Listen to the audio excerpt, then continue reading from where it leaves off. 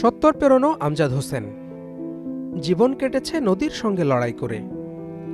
একসময় 70 বিঘা জমি থাকলেও এখন আছে মাত্র 1.5 বিঘা। সব হারিয়েছেন যমুনার করাল গ্রাসে। সুরুজ্জামানের গল্পটাও একই। তার বসত ভিটা জমি এখন নদীর পেটে। সংসার চালাতে অন্যের জমি এখন ভরসা। নদী ভাঙনে দিশেহারা এমন হাজারো মানুষের হাহাকার বাড়লেও পাশে দাঁড়ায়নি কেউ। অথচ একটা স্থায়ী বাঁধ বদলে দিতে পারে তাদের জীবন। যদিও আশ্বাস মিলেছে বছরের পর বছর, এবার ভোট সামনে রেখেও পুরনো সেই প্রতিশ্রুতিই দিচ্ছেন অনেকে। সরকারের কোনো সরকার কোনোই করা নেই।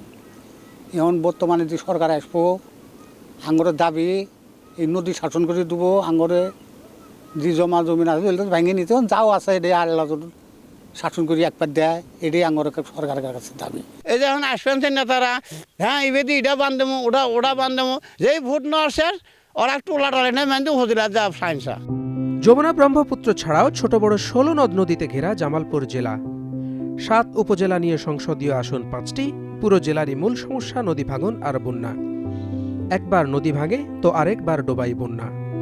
এ দুর্দশা থেকে মুক্তি চান নদীপাড়ের বাসিন্দারা। চাই একটা সুস্থ নির্বাচন, যাতে ভোট দিতে পারি নিজের হাত দিয়ে। এই নির্বাচনের কোনো চিন্তা ভাবনা নেই। দেখবো আগে কীভাবে নির্বাচন হয়, নির্বাচনটা কি ফাঁকিবাজি হয় না সত্য হয়, এটা দেখার পরে আমরা চিন্তা ভাবনা করব। নদী ঘেরা জামালপুরের বিস্তীর্ণ চরাঞ্চলে যোগাযোগ ব্যবস্থাও বেহাল। নদী শাসনের পাশাপাশি যোগাযোগ ব্যবস্থার পরিবর্তন হলে জীবনযাত্রা বদলে যাওয়ার আশা স্থানীয়দের।